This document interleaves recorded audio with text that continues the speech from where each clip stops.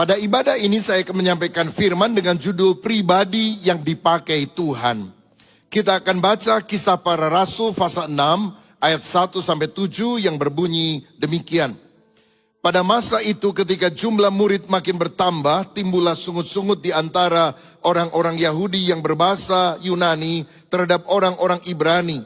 Karena pembagian kepada janda-janda mereka diabaikan dalam pelayanan sehari-hari. Berhubung dengan itu, ke-12 rasul itu memanggil semua murid berkumpul dan berkata, kami tidak merasa puas karena kami melalaikan firman Allah untuk melayani meja. Karena itu saudara-saudara, pilihlah 7 orang dari antaramu yang terkenal baik dan yang penuh roh dan hikmat, supaya kami mengangkat mereka untuk tugas itu. Dan supaya kami sendiri dapat memusatkan pikiran dalam doa dan pelayanan firman. Usul itu diterima baik oleh seluruh jemaat, lalu mereka memilih Stefanus, seorang yang penuh iman dan Roh Kudus, dan Filipus, Prokorus, Nikanor, Timon, Parmenas, dan Nikolaus, seorang penganut agama Yahudi dari Antioquia. Mereka dihadapkan kepada rasul-rasul, lalu rasul-rasul itu berdoa dan meletakkan tangan di atas mereka. Ayat 7, firman Allah makin tersebar, dan jumlah murid di Yerusalem makin bertambah banyak. Juga sejumlah besar imam menyerahkan diri dan percaya. Amin. Saudara sekalian, pertumbuhan adalah sesuatu yang kita harapkan terjadi. Kalau misalnya kita menanam pohon, kita mengharapkan pohon itu bertumbuh menjadi besar bahkan berbuah. Kalau kita punya anak, kita mengharapkan anak itu tidak terus kecil, tetapi dia bertumbuh menjadi anak, menjadi remaja, pemuda, dewasa, dan selanjutnya. Tuhan juga ingin agar gerejanya mengalami pertumbuhan. Pertumbuhan dalam 2 aspek ini. Pertama, pertumbuhan secara kuantitas, jumlahnya makin bertambah banyak. Tetapi yang kedua juga pertumbuhan secara kualitas, di mana mutu rohani kita bertambah menjadi lebih serupa seperti Yesus Kristus. Dan itulah gereja yang Yesus tanam di atas muka bumi. Gereja mula-mula menunjukkan ciri tersebut. Dalam Kisah Rasul 2 ayat 46 dan 47. Mari kita baca Kisah Rasul 2 ayat 46-47. Dikatakan demikian. Dengan bertekun dan dengan sehati mereka berkumpul tiap-tiap hari dalam bait Allah. Mereka memecahkan roti di rumah masing-masing secara bergilir dan makan bersama-sama dengan gembira dan dengan tulus hati sambil memuji Allah. Dan mereka disukai semua orang, dan tiap-tiap hari Tuhan menambah jumlah mereka dengan orang yang diselamatkan. Tiap hari ada pertumbuhan jemaat, ada jiwa-jiwa baru yang diselamatkan. Dan saya percaya kalau Allah telah melawat gereja mula-mula dengan luar biasa, Allah akan melawat gereja akhir zaman lebih luar biasa. Sebab sebelum kedatangannya kembali, revival terbesar akan terjadi di atas muka bumi. Siapa yang percaya, berikan kemuliaan untuk Tuhan kita. Nah, Tuhan ingin memakai kita untuk menjadi alat kerajaannya, untuk membangun kerajaannya di atas muka bumi. Bolehkah saya tanya, siapa yang sungguh-sungguh rindu dipakai menjadi alat Allah pada akhir zaman ini? Amin. Maukah saudara berdoa pada hari ini, Tuhan pakai saya menjadi pribadi yang diurapi oleh Roh Kudus dan memenangkan jiwa-jiwa. Kalau itu kerinduan saudara, pemakaian Tuhan akan berlangsung dahsyat dalam hidup kita. Nah, saya melihat beberapa kriteria untuk orang yang akan dipakai Tuhan yang kita bisa teladani dari kehidupan seorang diaken yang bernama Filipus.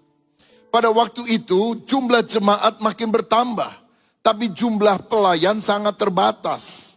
Sampai hari ini pergumulan sama, tuayannya banyak tapi pekerjanya sedikit. Karena di gereja lebih banyak orang yang hanya ingin dilayani, diperhatikan, dibesuk, daripada yang ingin melayani. Pada Yesus datang bukan untuk dilayani. Yesus datang untuk melayani. Kalau saudara mau melayani, berarti engkau meneladani Tuhan Yesus Kristus. Nah, ketika jumlah pelayan sangat terbatas, para rasul berkata, pilihlah 7 orang di antara kamu yang bisa membantu pelayanan para rasul, supaya rasul lebih konsentrasi pada pelayanan doa dan firman, sehingga seluruh jemaat akan mendapatkan berkat secara rohani. Kemudian para rasul memberikan kriteria orang yang akan dipilih di ayat 3, yang terkenal baik dan yang penuh roh dan hikmat. Saya lihat di sini ada kriteria yang luar biasa. Dikatakan mereka adalah orang yang penuh roh dan hikmat. Berarti inner man-nya bagus di hadapan Tuhan. Yang kedua, terkenal baik. Outer man-nya juga bagus.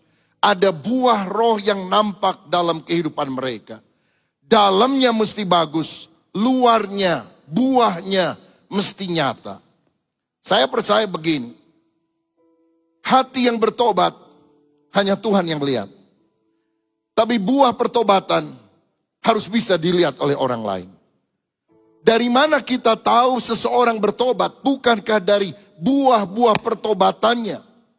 Yang di luar memang tidak selalu menunjukkan apa yang ada di dalam. Tapi apa yang di dalam pasti akan mengalir keluar. Kalau Tuhan telah merubah kita from inside out, dari dalam keluar, maka dalam kehidupan kita, kita harus menunjukkan buah yang nyata. Jadi berkat bagi masyarakat. Yang menilainya adalah orang lain. Alkitab berkata, demikianlah hendaknya terangmu bercahaya di depan semua orang, sehingga mereka melihat perbuatanmu yang baik dan memuliakan Bapamu yang ada di sorga. Ini berbeda dengan sikap orang Farisi ahli Taurat, yang luarnya putih tapi dalamnya penuh dengan tulang belulang. Tuhan mau pelayanan pemakaian Dia dalam kehidupan kita dimulai dengan hal ini, memiliki kerohanian yang baik. Kerohanian yang baik itu menyebabkan inner man kita berkenan kepada Allah, tapi outer, luarnya juga menjadi buah berkat bagi banyak orang. Saya pernah mendengar ada sebuah kisah, ada seorang ateis yang bilang begini, saya nggak percaya bahwa Tuhan itu ada, seperti katanya orang Kristen. Tapi seandainya Tuhan itu benar-benar ada, dan dia pernah menjelma menjadi manusia, saya rasa dia adalah tetangga di sebelah rumah saya. Karena tetangga di sebelah rumahnya adalah seorang misionaris yang punya karakter seperti Kristus. Dan akhirnya ateis ini bertobat, karena melihat betapa salehnya orang Kristen yang adalah tetangga di sebelah rumahnya. Kesaksian kehidupan kita bisa menjangkau orang yang bahkan tidak percaya kepada Tuhan. Nah, saya yakin bahwa karakter yang baik pertama-tama harus dimulai dari keluarga kita, dari rumah tangga kita. Jangan mengekspor kegagalan di dalam rumah tangga kita keluar.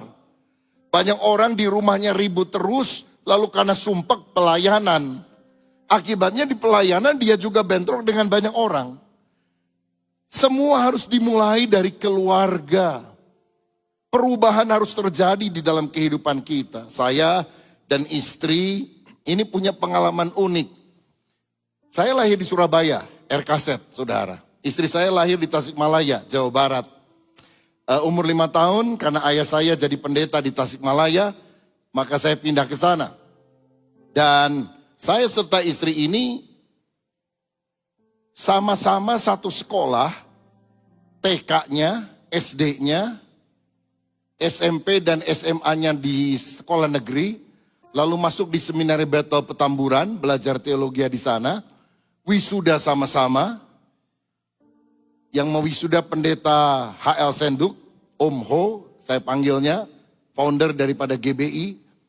2 minggu kemudian kami menikah, saudara-saudara. Saya rasa nggak ada yang dari TK sampai perguruan tinggi satu sekolah. Kami mengalami hal itu. Pacarannya bukan dari TK tentunya, saudara. Tapi kita kenal dari sejak waktu yang lama. Saya berkhotbah, istri saya bisa berkhotbah. Tapi saya mau bilang, sebagai seorang suami, pelayanan yang terbaik yang saya rasakan dari istri saya karena dia mensupport di dalam kehidupan keluarga. Di kamar kami ada meja, saya sebetulnya punya ruangan perpustakaan dan belajar pribadi, tapi saya lebih suka mempersiapkan khotbah, baca buku di sana, dan kalau lagi persiapan bikin PowerPoint atau apa, ada gelas yang kadang saya haus, saya minum airnya hangat. Dan saya tidak sadar bahwa pasti ada yang mengisikan air itu. Dan itu adalah istri saya, saudara sekalian. Dan dia lakukan bertahun-tahun. Kalau pembantu mencuci pakaian dan kemudian mensetrikanya, dibawa ke loteng tempat kamar kami, istri saya tidak pernah mengizinkan pembantu memasukkan ke dalam lemari. Dia bilang itu bagian saya. Dan dia sudah melakukannya 34 tahun dalam pernikahan kami. Saudara-saudara, dia selalu siapkan makan pagi, makan siang, makan malam. Tidak selalu dia masak, kadang-kadang dia beli dari tempat yang lain. Tapi selalu dia siapkan begitu. Dan saya mau bilang sebagai seorang pendeta, saya lebih membutuhkan pendamping seperti itu. Daripada yang hanya pintar khotbah di luar, tapi tidak mengatur rumah tangga di dalam. Semua harus dimulai dari keluarga kita. Karakter yang baik.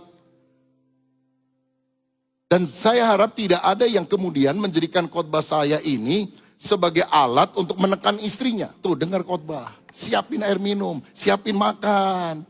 Ya cucian harus bagus semuanya. Karena saya tidak pernah meminta dia untuk melakukan hal itu. Dia melakukannya dari hatinya yang mengasihi Tuhan, mengasihi titipan Tuhan untuk dirinya, yaitu saya.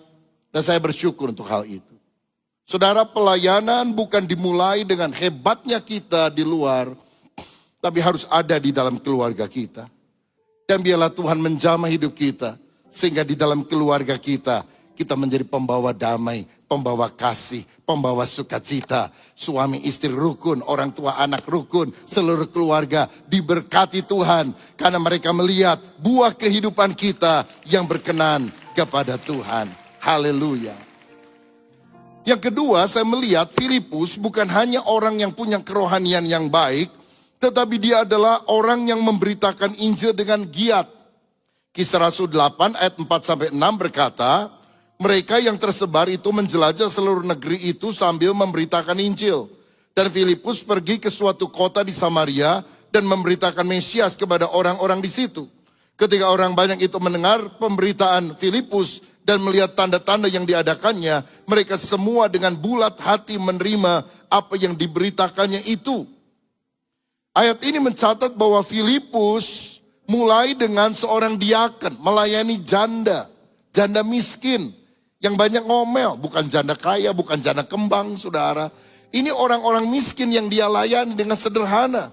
Tapi kemudian karena dia setia, Tuhan mempercayakan pelayanan penginjilan kepada diaken yang sederhana ini. Filipus pergi ke Samaria. Saudara tahu Samaria adalah orang-orang Yahudi yang kemudian kawin campur dengan suku lain. Sehingga oleh orang Yahudi dianggap warga negara kelas 2 karena mereka tidak menjaga kemurniannya sebagai seorang Yahudi. Dipandang sebelah mata, dipandang remeh, dibenci oleh orang Yahudi. Tapi Filipus datang kepada kaum marginal yang terpinggirkan ini karena semua orang membutuhkan kabar baik tentang Yesus Kristus. Dan siapa yang Filipus teladani ketika dia memberitakan Injil kepada orang Samaria? Yesus. Karena Yesus pernah memberitakan kabar baik tentang kerajaan Allah di Samaria melalui seorang wanita yang dia jumpai di pinggir perigi Yakub. Dan akhirnya seluruh kampung Samaria berjumpa dengan Yesus karena mendengar kesaksian dari wanita yang sudah 5 kali bersuami dan sekarang dia kumpul kebo dengan suami orang. Tuhan sanggup mengubah kehidupan kita dan melalui hidup kita, seluruh keluarga, seluruh lingkungan di sekitar kita akan bisa mengenal Tuhan Yesus. Dan Filipus melakukan pelayanan lanjutan supaya orang-orang pada generasi yang berikutnya juga mengalami keselamatan karena Injil Yesus. Bahkan saya melihat setelah itu dia merintis jemaat yang kemudian bertumbuh. Karena di ayat 14 sampai 25, dua rasul utama Petrus dan Yohanes datang ke Samaria dan mendoakan orang-orang supaya penuh dengan Roh Kudus, dan dengan demikian melanjutkan pelayanan daripada Filipus.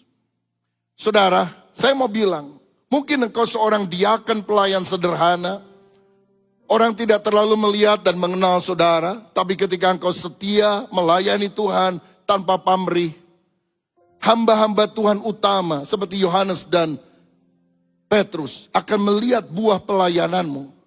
Dan mereka akan datang ke tempat pelayanan itu, meneguhkan pelayanan saudara. Sehingga orang-orang yang kau akan layani, yang sudah saudara layani, makin hari akan mengalami perjumpaan dengan Tuhan. Inilah keteladanan seorang pribadi yang dipakai Tuhan karena dia memberitakan Injil dengan giat. Saya percaya sampai hari ini kita harus tetap memberitakan Injil. Saudara bisa kasih makan orang lapar, 2-3 jam kemudian dia akan lapar lagi. Tapi kalau saudara memberitakan Injil dan dia terima Yesus, dia akan memiliki hidup kekal sampai selama-lamanya. Apa itu pemberitaan Injil? Pemberitaan Injil artinya seperti seorang pengemis yang memberitahukan kepada temannya di mana mereka bisa dapat makan kenyang. Karena dia sebagai seorang pengemis menemukan seorang pria misalnya, yang kemudian memberi makan kepada dia. Dan setelah dia kenyang, dia kasih tahu kepada temannya, aku dulu kelaparan, tapi orang itu baik sekali memberi aku makan, datanglah kepada dia. Kamu juga akan diberi makan. Bukankah Yesus adalah roti hidup, air hidup? Datanglah kepada dia dan beritakanlah Injil kepada orang lain. Saya ingat satu kali ada seorang mahasiswa belajar teologi. Dan di kelas teologi itu ada berbagai pelajaran, salah satunya homiletika, ilmu berkhotbah. Katakan saja nama mahasiswa ini adalah Markus. Markus anak baik, tapi dia bukan orang yang fasih lidah. Jadi waktu disuruh praktek khotbah, dia gemetar, saudara. Jadi ketika dia disuruh ke mimbar, teman-temannya ada di kelas, dan dosen sudah siap dengan penilaian. Markus yang mencoba menyiapkan khotbah dalam 1 minggu itu nggak dapat ayatnya, saudara.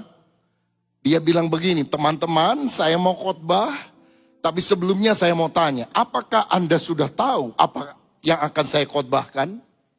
Teman-temannya bingung, khotbah aja belum, kok udah nanya begitu. Mereka bilang belum. Markus bilang, kalau begitu Anda belum siap. Saya akan menyampaikan firman, Anda belum tahu apa yang akan saya sampaikan. Wah, kalau Anda tidak siap, buat apa saya khotbah? Lebih baik khotbah saya minggu depan saja. Dan dia duduk, saudara sekalian.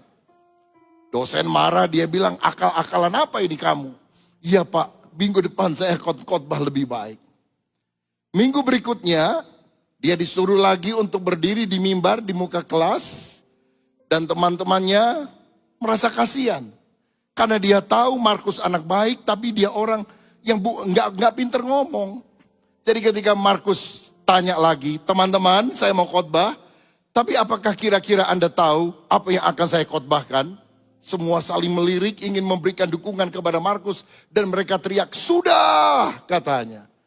Dan Markus kaget, dia bilang, wow luar biasa, saya belum khotbah, Anda sudah tahu khotbah saya. Kalau begitu buat apa lagi saya khotbah? Dan dia duduk, saudara-saudara.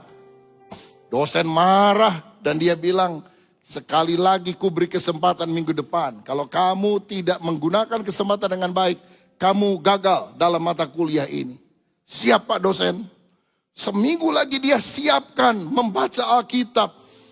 Tapi rasanya belum ada yang pas. Dan teman-temannya sudah berunding, saudara sekalian. Gini aja deh, kita tolongin Markus supaya dia nggak dikeluarkan dari kelas kita. Jadi ketika minggu depannya Markus berdiri sekali lagi dan berkata, teman-teman saya mau khotbah, apakah kalian sudah tahu apa yang akan saya khotbahkan? Yang sebelah kiri semua bilang, sudah. Yang sebelah kanan semuanya bilang, belum. Dan Markus bilang, oh hari ini rupanya ada 2 kelompok. Yang sudah tahu dan yang belum tahu. Jadi saya mintakan ini, yang sudah tahu, tolong beritahu yang belum tahu, kata. Dan dia duduk lagi, saudara. Tapi hari itu dosen tidak marah.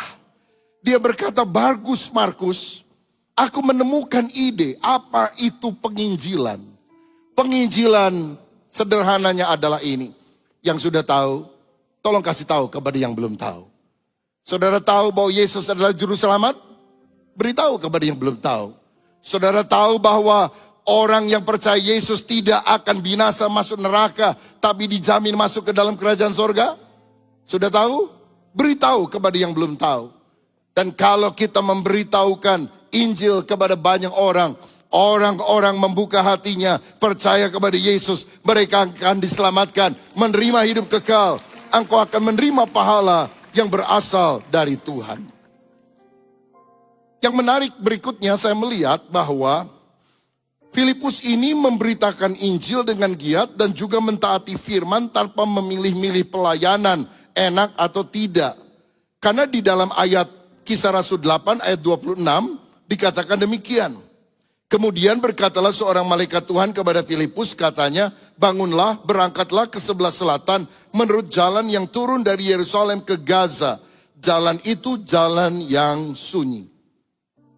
Ketika KKR Akbar sedang berlangsung di Samaria dan banyak orang diselamatkan, Tuhan bicara kepada Filipus, kamu pergi ke jalan sunyi karena ada satu orang yang harus kamu selamatkan.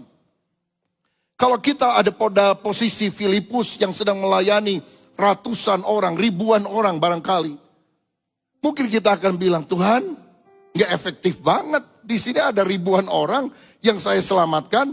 Mengapa saya harus ketemu dengan satu orang di jalan sunyi, bukan di jalan ramai? Pakai saja orang lain, biar saya melayani supaya lebih efektif. Tapi Filipus bukan orang yang memandang pelayanan kecil atau besar. Dia taat apa saja yang Roh Kudus perintahkan kepada dia. Dia pergi ke jalan yang sunyi. Dan dia ketemu dengan seorang sida-sida. Dan dia beritakan Injil sampai dia menerima Yesus. Pelayanan itu jangan pilih-pilih, saudara-saudara.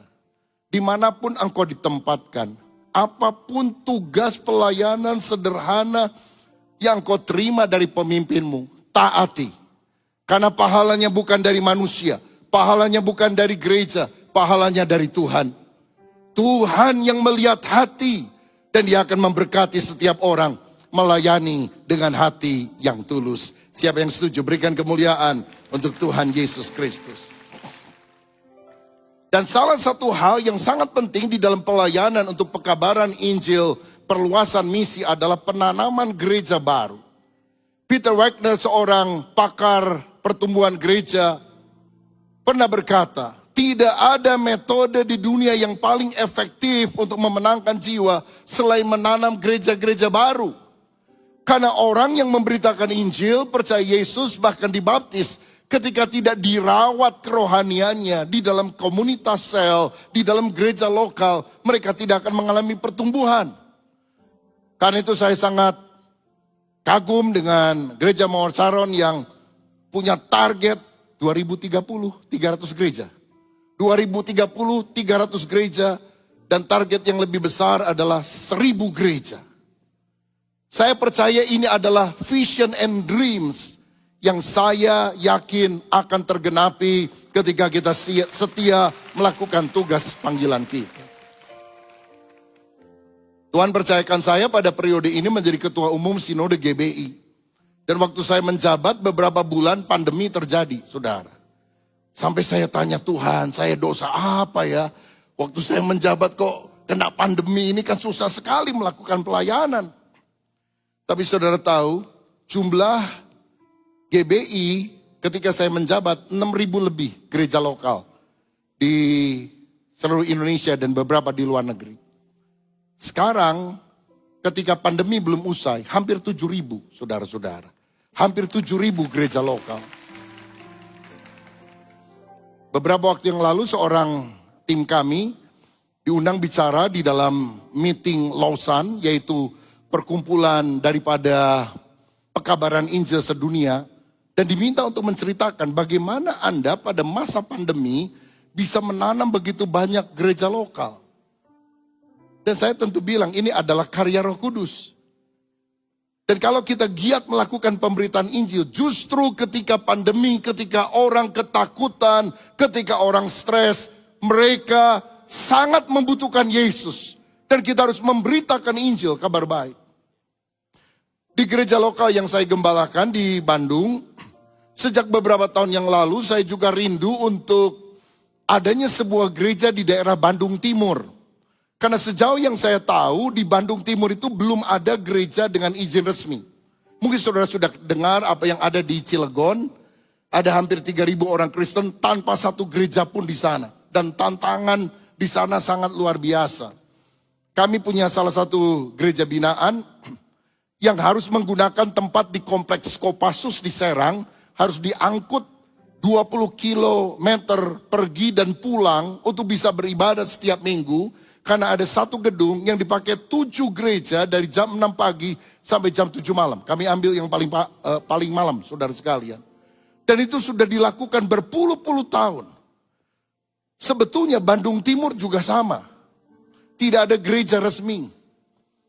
Ada 7 gereja beberapa waktu yang lalu di daerah Ranca Ekek namanya ditutup oleh massa. Ada satu HKBP beberapa bulan yang lalu diserbu oleh massa.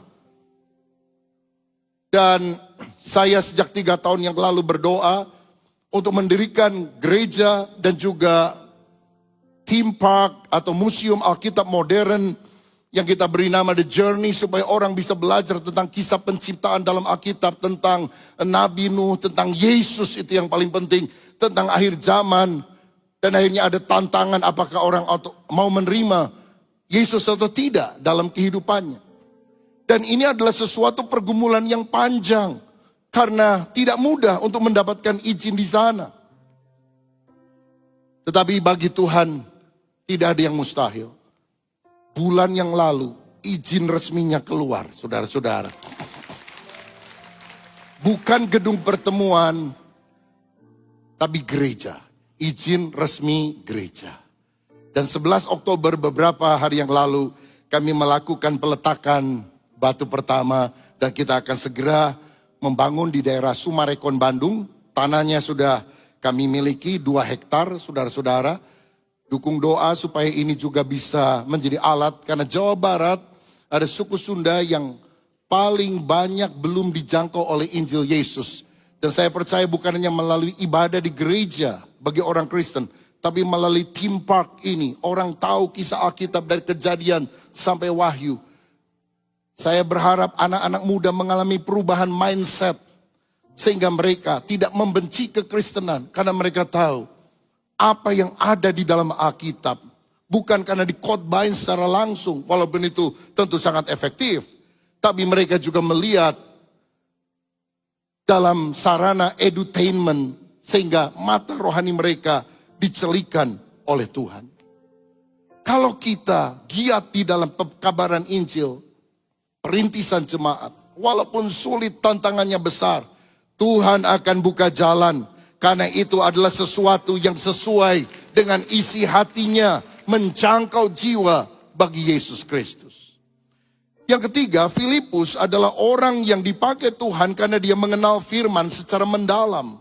Kisah Rasul 8 ayat 29 sampai 31.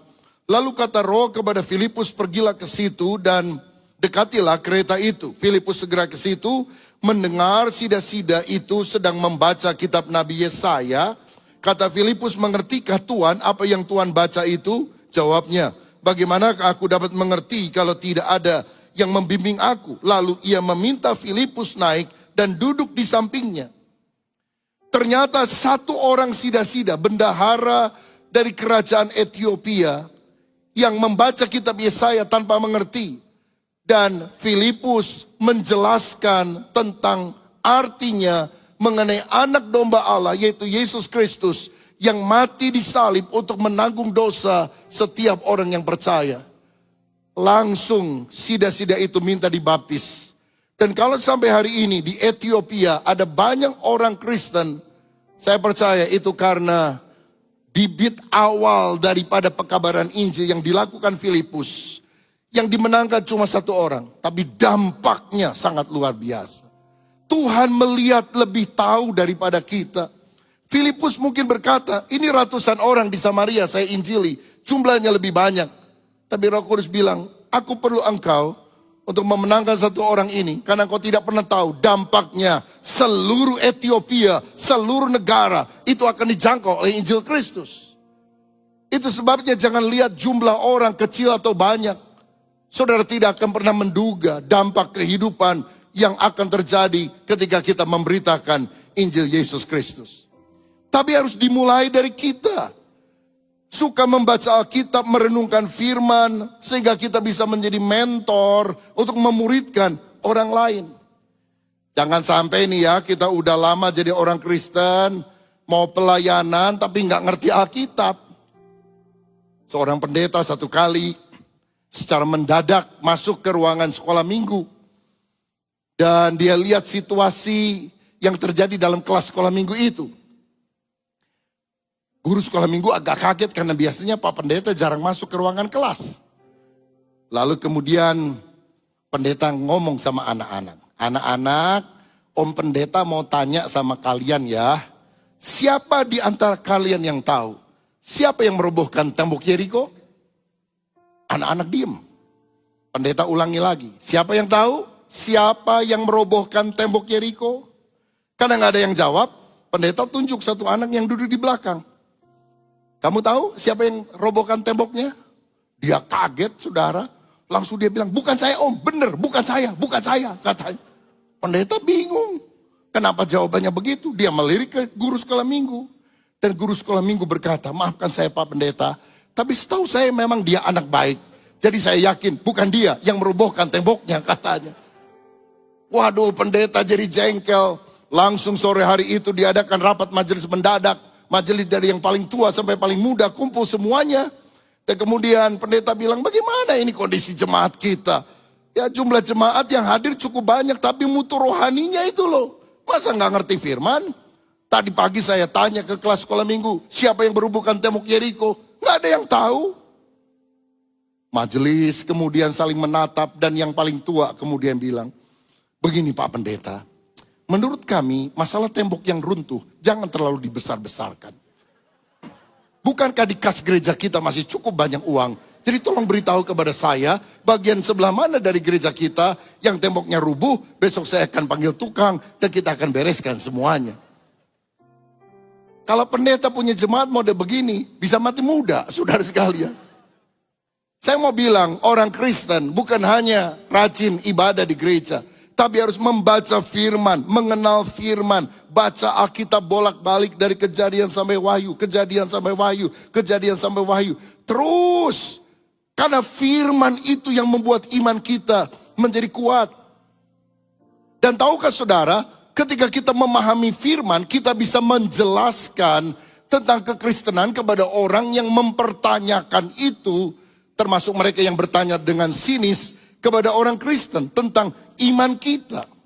Kadang ada orang bilang gini, orang Kristen itu aneh ya, masa menyembah 3 Allah? Kita bilang, oh kita menyembah Allah yang esa, tapi dia punya 3 pribadi, Bapa, Anak, Roh Kudus. Bisa dibedakan tapi tidak bisa dipisahkan. Lalu saudara berikan penjelasan lebih jauh. Mungkin ada orang tanya, Allah orang Kristen kok aneh ya, masa Allah beranak? Kalau Allah beranak siapa bidannya? Kita bisa jawab. Istilah anak Allah itu cuma istilah. Kalau saya bilang anak tangga bukan berarti tangga beranak. Anak kunci bukan berarti kunci beranak. Kalau saya bilang anak kucing itu berarti dia adalah kucing. Dia punya sifat kucing, punya sifat induknya. Kalau Yesus dikatakan anak Allah bukan berarti Allah beranak. Tapi Yesus punya sifat Allah karena Yesus adalah Allah. Ini adalah istilah. Nah, penjelasan-penjelasan yang simple tapi dipahami oleh orang, dimengerti secara rasional, itu yang kita harus lakukan. Dan ini yang disebut sebagai apologetika. Apa manfaat daripada apologetika? Pertama, dengan berapologetika memberikan penjelasan secara logis kepada orang yang mempertanyakan iman kita, kita memaparkan dasar rasional bagi iman Kristen, membuktikan apa yang dikatakan Alkitab itu benar. Memang ini masalah iman, saudara. Tapi iman itu juga memiliki dasar rasional yang kita bisa jelaskan kepada orang lain.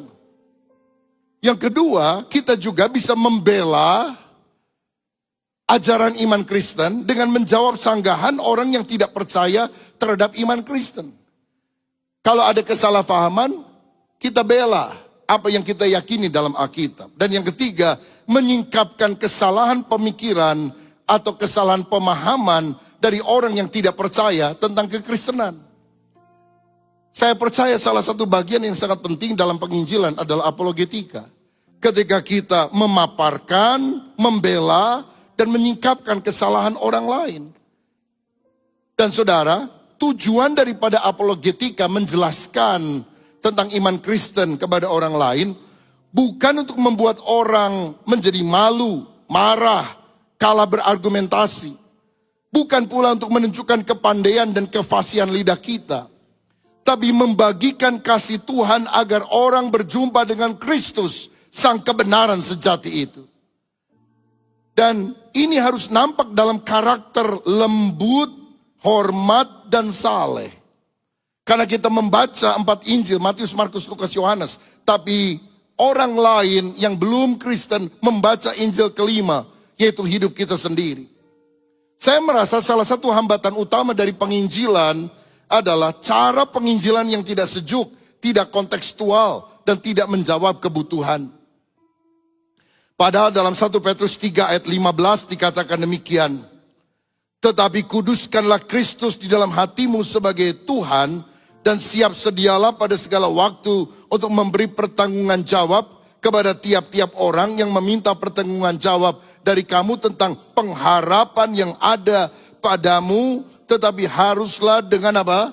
Lemah lembut dan hormat, dan dengan hati nurani yang murni, supaya mereka yang memfitnah kamu karena hidupmu yang saleh dalam Kristus menjadi malu karena fitnahan itu. Bagaimana cara kita menjelaskan kesalahpahaman yang ada? Lemah lembut, hormat, hati nurani yang murni. Perhatikan saudara, sekarang ini terutama pada masa pandemi hingga sekarang, bermunculan banyak YouTuber Kristen di YouTube yang ada. Dan kadang-kadang mereka menyebut diri sebagai apologet. Menyerang pendeta A, B, C, D, menjelek-jelekan dengan kata-kata kasar. Seakan-akan dia yang paling benar, semua orang salah. Dan untuk menaikkan rating mereka atau subscriber atau viewer, biasanya yang ditembak, diserang itu adalah hamba-hamba Tuhan yang followernya banyak. Pastor Philip Mantova misalnya, saya lihat beberapa kali ada di YouTube dengan serangan seperti itu. Tapi saya mau bilang, kita nggak tahu YouTuber itu siapa. Rekam jejaknya apa? Buah pelayanannya apa? Dia mengembalakan gereja kah? Dia pelayanan di mana? Buah-buah pelayanannya apa? Dia menyebut diri apologet. Alkitab berkata apologet ketika bicara lemah lembut, hormat, hati nurani murni. Kalau kata-kata kasar, menjelekan, saya rasa bukan apologet. Preman rohani, saudara-saudara. Saudara dengerin terus orang semacam itu. Energi rohanimu tersedot. Hatimu akan pahit. Engkau tidak akan bergairah dengan api Tuhan untuk perkara rohani. Saya melihat ada banyak orang yang masuk kelompok BSH, barisan sakit hati. Nyerang hamba-hamba Tuhan semacam itu. Saya mau bilang hamba Tuhan tidak ada yang sempurna. Semua ada kekurangan, kesalahan, kita bisa saling mengoreksi, memberitahu. Tapi harus dengan lemah lembut, hormat, hati nurani yang murni. Sekarang ini ada banyak orang merasa diri paling pintar, paling hebat. Dan dia ingin mengalahkan orang lain dalam perdebatan. Tuhan tidak memanggil kita untuk menang debat. Tuhan memanggil kita untuk memenangkan jiwa. Karena memenangkan jiwa lebih penting daripada menang debat. Saudara menang debat tapi kehilangan jiwa, apa gunanya? Mari kita belajar untuk memenangkan jiwa dengan lemah lembut, hormat, hati nurani yang murni. Yang terakhir, yang keempat, Filipus adalah pribadi yang dipakai Tuhan. Karena M yang keempat ini, dia membangun keluarga teladan. Kisah 21 ayat 8 dan 9. Pada keesokan harinya kami berangkat dari situ dan tiba di Kaisaria. Kami masuk ke rumah Filipus, pemberita Injil itu, yaitu satu dari ketujuh orang yang dipilih di Yerusalem, dan kami tinggal di rumahnya. Filipus mempunyai 4 anak darah yang beroleh karunia untuk bernubuat. Filipus diakan sederhana. Filipus dipakai untuk memberitakan Injil. 20 tahun kemudian, Paulus memberitakan Injil dan tiba di Kaisaria. Dan dia berjumpa dengan Filipus, diaken itu. Dan dia nginap di rumah Filipus. Yang ternyata Filipus punya 4 orang anak darah yang semuanya punya karunia bernubuat. Artinya anak-anaknya peka terhadap perkara rohani. Bisa mendengar suara Tuhan dan bisa menyampaikan kepada orang lain. Bagaimana mungkin anak-anaknya rohani kalau mereka tidak punya ayah dan ibu yang rohani? Sekarang ini kadang-kadang pergumulan kita, orang tuanya rohani pelayanan, anak-anaknya enggak, saudara. Anak-anaknya jauh dari Tuhan. Tapi ini hamba Tuhan teladan, semua anak-anaknya melayani Tuhan. Dan saksinya adalah Paulus. Paulus bilang, aku menginap di rumahnya, aku tahu kehidupannya sehari-hari. Anak-anaknya jadi berkat.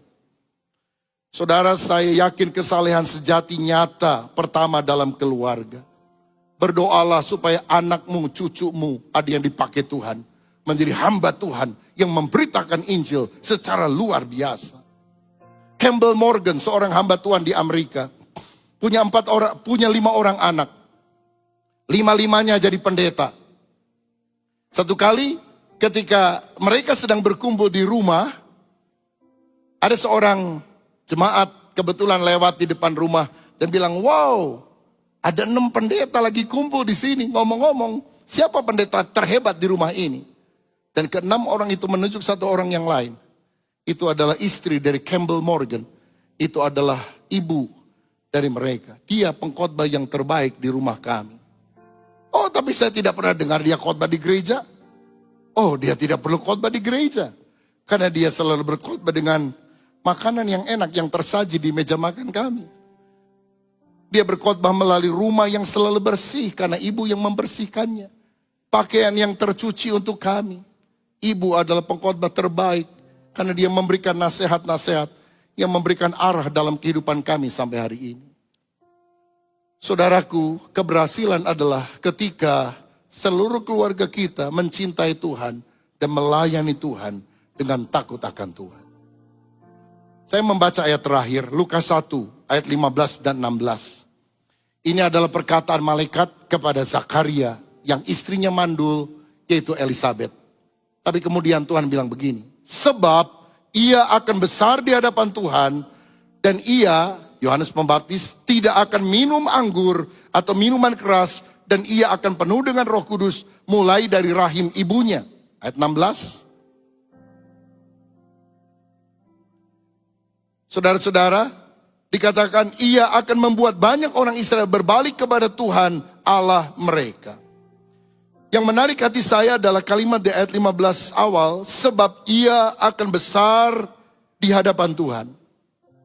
Ada banyak orang tua menyekolahkan anaknya keluar kota, keluar negeri, mengharapkan anaknya menjadi anak yang besar di hadapan manusia. Jadi orang hebat, terkenal, punya banyak ilmu, bisa menjadi pengusaha sukses. Tidak salah untuk hal semacam itu. Tapi maukah saudara berdoa, Tuhan, aku ingin minimal salah satu anakku ada orang yang menjadi orang besar di hadapan Tuhan. Yohanes Pembaptis bukan orang yang kelihatannya besar di hadapan manusia. Tapi Yesus berkata, di antara semua manusia yang dilahirkan, tidak ada yang lebih besar dari Yohanes Pembaptis. Dia hidup sederhana, dia memberitakan Injil. Bukan di gedung gereja yang mewah, tetapi di padang pasir. Bertobatlah, kerajaan Allah sudah dekat. Tapi dia memperkenalkan Yesus, anak domba Allah, kepada manusia yang ada pada waktu itu. Dan dia dipakai oleh Tuhan secara luar biasa. Maukah saudara hari ini berdoa, Tuhan, aku rindu setidaknya salah satu anak saya dipakai Tuhan menjadi orang yang besar di hadapan Tuhan. Dipakai oleh Engkau untuk memberitakan Injil, memenangkan jiwa-jiwa. Saya bersyukur untuk profesi yang dia miliki. Saya bersyukur untuk kehebatan anugerah yang Tuhan berikan. Tapi saya punya kerinduan. Biar anakku dipakai untuk memberitakan Injil Yesus. Memuliakan nama Tuhan. Karena ada pahala kekal yang akan dialami. Semua orang bisa menjadi penjala ikan. Tapi Yesus memanggil kita untuk menjadi penjala jiwa. Ikan akan mengenyangkan kita dalam 1-2 hari. Tapi jiwa yang kita selamatkan, itu nilainya kekal sampai selama-lamanya. Maukah saudara hari ini berkata, saya mau dipakai Tuhan. Bahkan aku rindu anakku, cucuku. Ada orang yang benar-benar dipakai Tuhan memberitakan Injil. Kalau Tuhan pernah pakai Filipus dan keturunan berikutnya. Saya percaya waktu kita berdoa dengan segenap hati, takut akan Tuhan. Tuhan mengabulkan doa kita. Kita juga akan dipakai menjadi alat kemuliaan Tuhan sampai selama-lamanya. Tuhan Yesus memberkati. Mari kita berdiri bersama-sama.